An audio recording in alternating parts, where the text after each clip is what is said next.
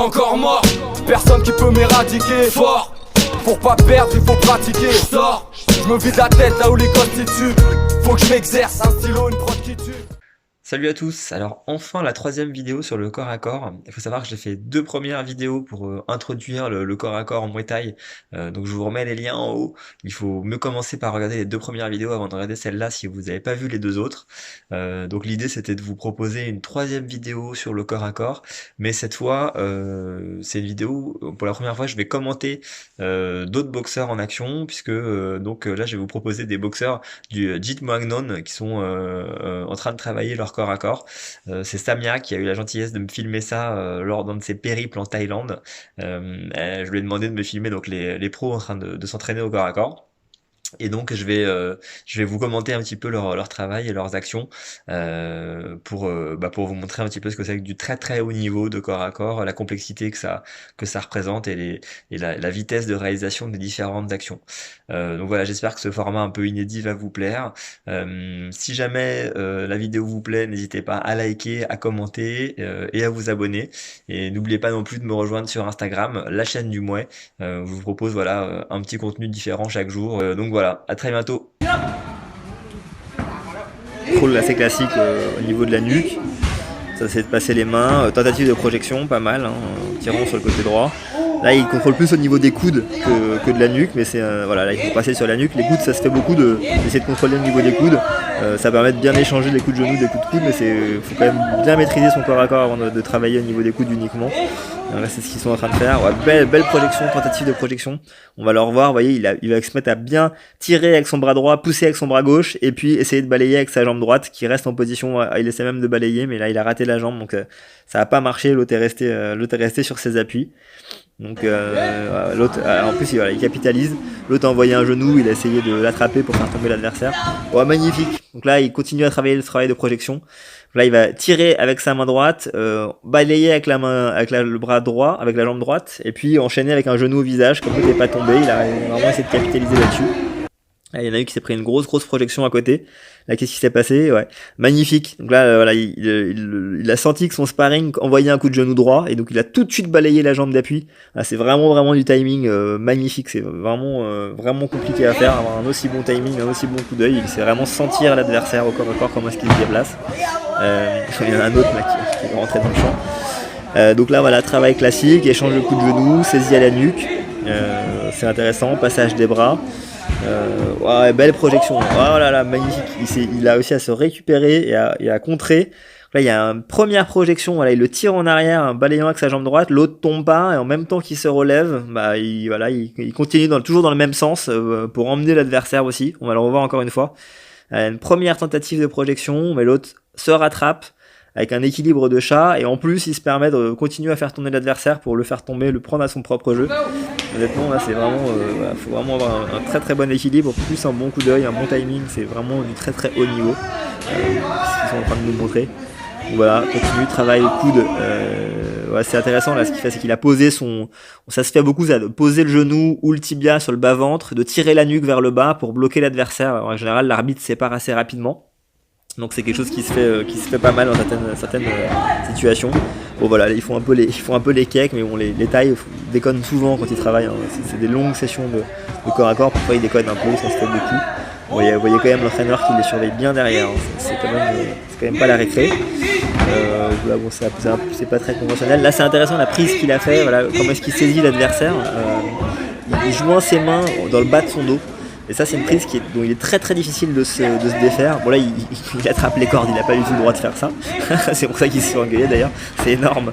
Mais vous voyez, regardez comme il colle bien sa tête contre le plexus de l'adversaire, contre son épaule, au creux de son épaule, et en attrapant le bas du dos, en joignant les mains. Ça c'est quelque chose qu'on peut faire avec les gants.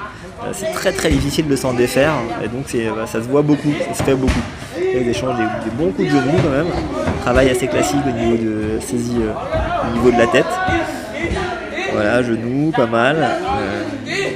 Toujours les genoux. Et là, il a une position plutôt offensive. Ouais, c'est beau. Il était en haut, il est repassé en bas pour tenter une projection qui n'a pas marché.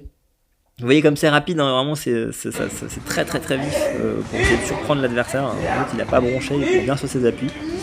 Et donc voilà, il continue à bien travailler, ouais, de capitaliser sur un genou de l'adversaire pour le faire tomber, mais ça n'a pas marché. On revient sur cette saisie dont je vous parlais, vous voyez, l'important de bien coller le visage dans le creux de l'épaule comme il fait, et puis de saisir le bas du dos. Et là pour s'en défaire c'est vraiment compliqué quoi. Donc on passe un peu sur un autre sparring. Contrôle au niveau des coudes, hein, ça c'est ce que je vous disais. Normalement on contrôle une main derrière la nuque, une main sur le coude, mais parfois, enfin même souvent il rentre comme ça, mais il faut être prêt à échanger des coups de coude et des coups de genou quoi. C'est accepter de prendre pour donner. Il a essayé d'attraper le genou là encore une fois. L'adversaire a mis un coup de genou avec son bras gauche, il a été chercher le genou pour essayer de balayer ou de le pousser, mais il n'a pas réussi. Donc après, il a continué son action, cela dit, mais comme il avançait pour essayer de pousser, l'adversaire il a contré en tournant tout simplement.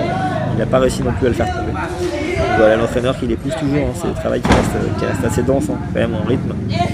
Les deux travaillent, contrôle au niveau des coudes, échange des coups de genoux, c'est intéressant. Ils sont vraiment durs hein, quand on fait du corps à corps avec les tailles, c'est vraiment... ils sont vraiment pas évidents à déplacer, ils ont un coup d'œil incroyable. Et bien là, même si on dirait qu'ils mettent pas trop de force, je peux vous assurer que c'est vraiment rugueux le corps à corps avec eux, ils sont vraiment durs.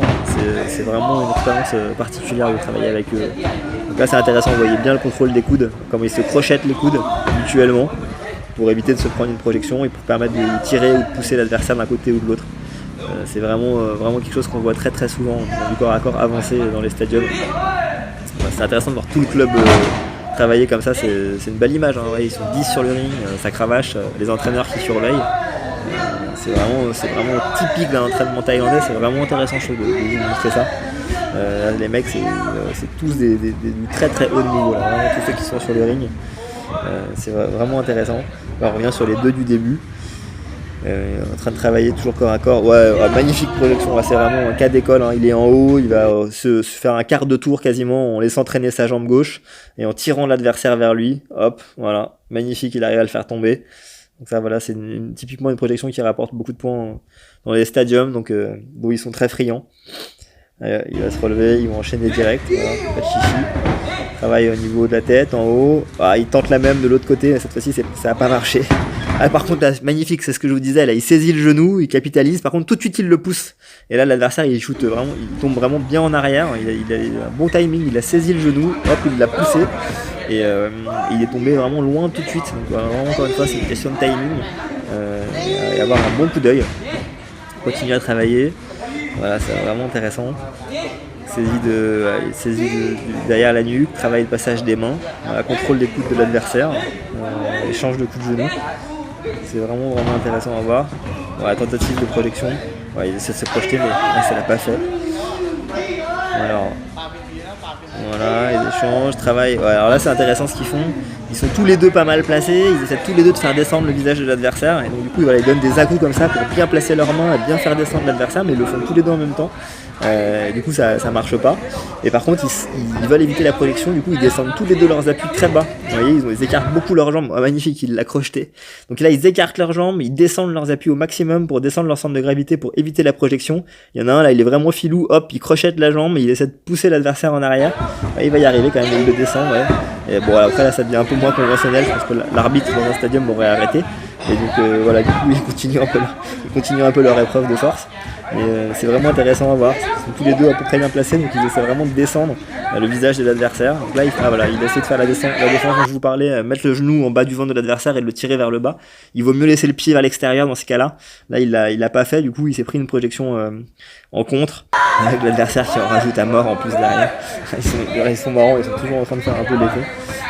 C'est assez sympa à regarder, même à vivre avec eux, hein. C'est une expérience incroyable de mettre les gants avec eux, de faire du corps à corps avec eux. Donc voilà, écoutez, on arrive à la fin de cette vidéo. J'espère que ça vous a plu. On reste sur ces échanges de coups de genoux là, à la fin. N'hésitez pas à me dire si ça vous a plu. En tout cas, encore merci à Samia d'avoir filmé ça.